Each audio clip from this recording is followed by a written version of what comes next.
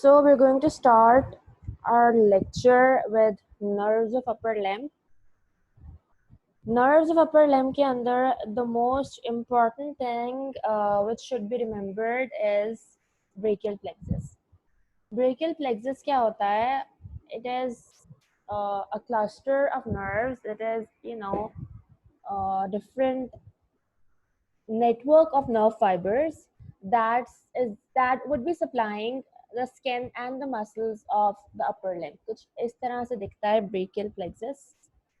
ये देखो. This whole thing is actually the brachial plexus. ठीक है? नेक की रूट से स्टार्ट होता है. नेक की रूट से होता हुआ एक्सिला पे जाता है. एक्सिला के अंदर it gets divided into the main branches and the minor branches of nerves. और फिर ये पूरे हाथ को सप्लाई कर रहा होता है. This is the diagrammatic representation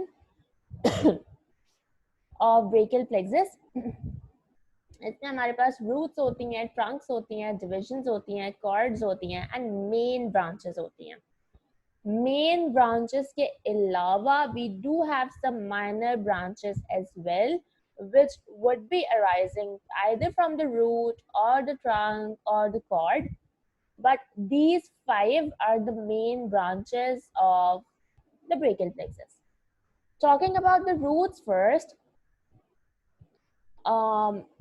spinal cord में से जब spinal nerve निकलती है तो वो through vertebral column vertebral body बाहर निकल रही होती है. तो जिस पार्ट से वो बाहर निकल रही होती है that is known as intervertebral foramen. ठीक है? वर्टेब्रल बॉडीज के बीच में एक होल होता है जहां से स्पाइनल नर्व बाहर निकल रही होती है.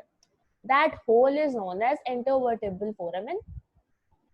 और स्पाइनल नर्व बाहर निकल के 2 पार्ट्स में डिवाइड हो जाती है. We have an anterior primary ramus, we have a posterior primary ramus. तो जो brachial plexus के root बना रही होती है that is anterior primary ramus only. जो posterior primary ramus है ये अलग से skin and intrinsic muscles of upper limb को supply करेगा. That is the story of another day. अभी we are going to focus के ये जो रूट्स हैं C5, C6, C7, C8 and T1 ये स्पाइनल नर्व्स के इंटीरियर प्राइमरी रैमस से बन रही होती हैं. Now what is meant by C5, C8, C7, T1 blah blah. Spinal cord के अंदर we have different sections. We have a cervical section जो कि नेक के पास होता है. Then we have a thoracic section, फिर लंबर आता है, फिर sacral आता है, फिर coccygeal आता है. जिस तरह स्पाइनल कॉर्ड में होता है वैसे ही we going to have the same sections in vertebral column muscle जो हमारी बैकबोन होती है. उसके अंदर कुछ इस तरह से हमारे पास वर्टेब्रल बॉडीज होती हैं. जो वर्टेब्रल बॉडीज सर्वाइकल सेक्शन में होती हैं उनको सर्वाइकल वर्टेब्रल बॉडी कहते हैं and so on and so fourth. तो इफ वी सी जो रूट्स हैं बेसिकली ये वो एंटीरियर प्राइमरी रेमस हैं, ये वो स्पाइनल नर्व्स हैं जो कि इस 5th सर्वाइकल वर्टिब्रा से निकल रही है, जो कि 6th सर्वाइकल वर्टिब्रा से निकल रही है, जो कि 7th सर्वाइकल वर्टिब्रा से निकल रही है एंड जो कि 1st thoracic vertebra से निकल रही है. और 7th cervical and 1st thoracic vertebra के बीच में से C8 यानी कि एक और स्पाइनल नर्व निकल रही होती है.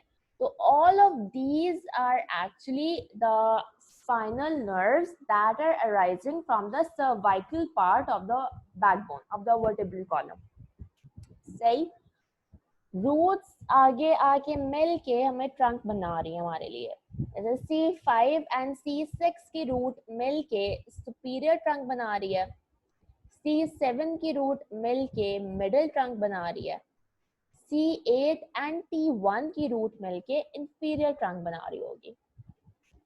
These trunks will get further divided into anterior, the black ones anterior, the yellow ones posterior.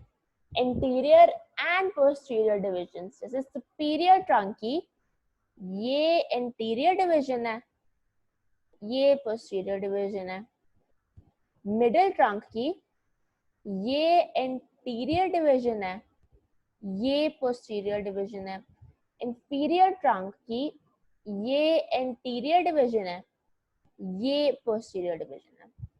तो ये हो गई ट्रंक की डिविजन्स, जो हर ट्रंक की इंटीरियर एंड पोस्टीरियर होंगी, यानी कि हर trunk is going to give off two branches, one anterior one posterior. Further क्या होगा कि these branches are going to unite and form different chords। जैसे सुपीरियर एंड मिडिल की जो इंटीरियर डिविजन्स थी, इन दोनों ने मिलके लैटरल कॉर्ड बना रही। जो इंफीरियर की एंटीरियर डिवीजन है, ये आगे कंटिन्यू हो गई मीडियल कॉर्ड में, और सुपीरियर, मिडिल एंड इंफीरियर की जो पोस्टीरियर डिवीजन है, this would get continued as a posterior cord। सही। आगे क्या किया है इन्होंने अपनी जो है फर्दर ब्रांचेस दे दिए, फर्दर ब्रांचेस में डिवाइड हो गए हैं। जैसे कि लैटरल कॉर्ड एक मस्कुलोकुटेनियस की ब्रांच देगा और एक ब्रांच मीडियन नर्व की देगा।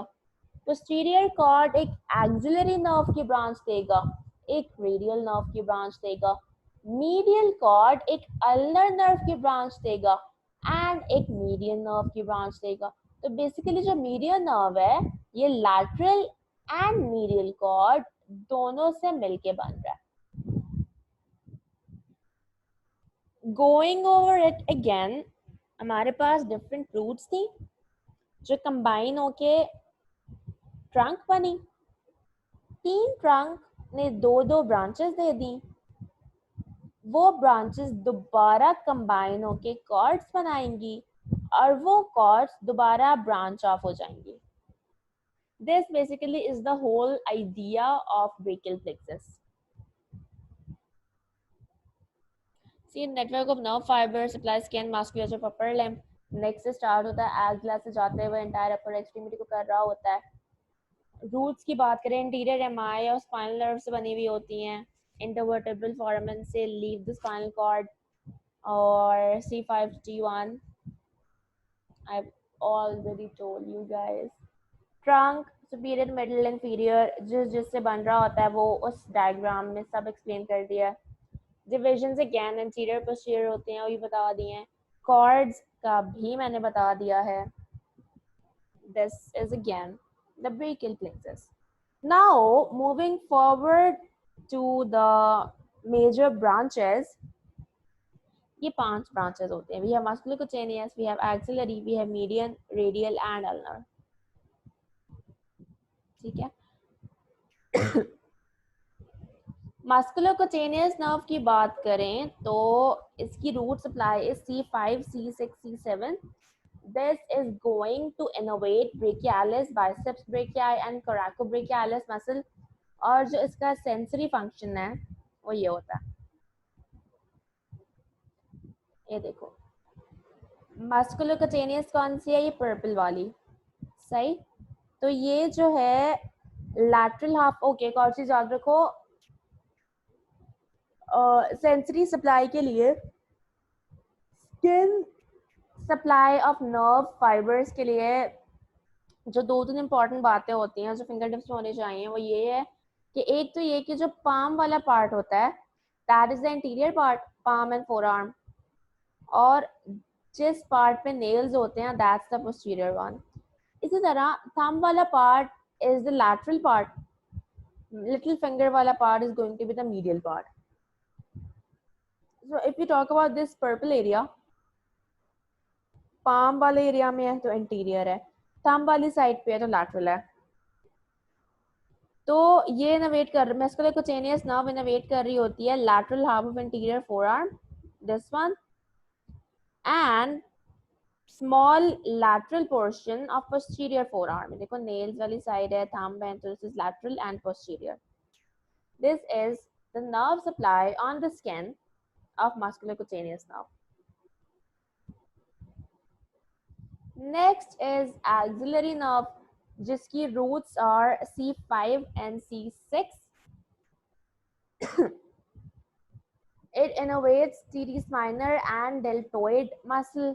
इसकी जो sensory supply है वो ये है, the dark green, the teal color, ये पूरा deltoid muscle होता है.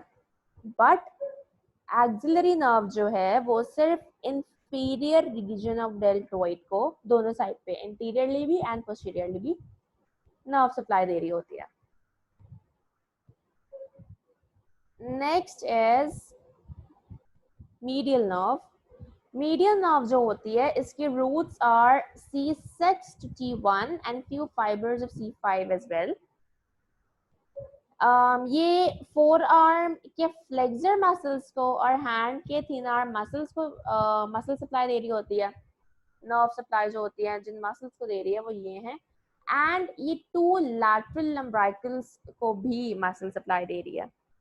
ओके, एक और बात याद देखो, जहाँ पे मोटर फंक्शंस की बात है इसका मतलब है मसल्स की बात है, जहाँ पे सेंसरी फंक्शन की बात है इसका मतलब है स्किन की बात है. एंड इसकी अगर हम स्किन सप्लाई देखें तो स्किन पे this red part is the medial nerve का एरिया, जो कि lateral half of the palm and lateral 3.5 fingers को इनोवेट कर रही है. सही. एंड पोस्टीरियरली सिर्फ 3.5 फिंगर्स की starting part around the nails जो एरिया उसको इनोवेट कर रही है, द रेड वन. उसके बाद आता है रेडियल नर्व. रेडियल नर्व जो है उसकी branches are C5 to T1. Radial nerve posterior arm and forearm के मसल्स को कर रही होती है. We have triceps brachii that is present in the posterior arm, and then we have muscles in the posterior compartment of the forearm. Sensory function इसका देखें तो sensory the green area either mint green हो या parrot green हो, ये पूरा radial nerve की innervation होती है. This one and this one. ठीक है, तो ये posterior aspect of arm and forearm को कर रही है and posterolateral aspect of the hand. Thumb है तो लैटरल, नेल्स है तो posterior. Posterolateral aspect of the hand and posterior part of arm and forearm is supplied by radial nerve. Last one is ulnar nerve, जिसकी roots are C8 and T1. ये supply कर रही है muscles of hand except for thenar and two lateral umbilicals. Ulnar nerve is also supplying flexor carpi ulnaris and medial half of flexor digitorum profundus. Skin supply इसकी कुछ यूं होती है. The blue area, anterior and posterior surfaces of medial 1.5 finger. ठीक है, this is the supply of ulnar nerve. Minor branches पे आए तो what we've discussed are basically the terminal, the major branches of upper limb. Minor में we'll have two branches arising from the root, that is dorsal scapular nerve and long thoracic nerve. Superior trunk से दो निकल रही होंगी, suprascapular nerve और nerve to subclavius. Lateral, posterior and medial cord से निकल रही होंगी. Lateral से we'll have lateral pectoral nerve. Medial से we'll have medial pectoral nerve and medial cutaneous nerve of arm and forearm. और posterior से हमें निकल रही होगी हमारे पास superior and inferior subscapular nerve और thoracodorsal nerve. इसके बाद these further are going to get branched, are going to get divided into terminal branches. ये basically again is sort of a chart जिसके अंदर we have the nerves, we have their root supply, we have the muscles that are getting innervated by these nerves, we have the motions that is produced due to these nerves, as in nerve function कर रही होंगी तभी muscle पे function सही होगा, और जब muscle पे function सही होगा तभी movement produce होगी. And then we have the sensation, the part on the skin that is supplied by these nerves. ठीक है. इस पिक्चर की अगर बात करें तो इसके अंदर तो जो हमारे पास सेगमेंट्स हैं C3, C4, C5, T2, T1, C6, C8, C7, these segments are basically corresponding to the segments of the spinal cord. Spinal cord में हमारे पास सर्वाइकल सेक्शंस होते हैं, स्पाइनल कॉर्ड में हमारे पास थोरैसिक सेक्शंस होते हैं. तो जैसे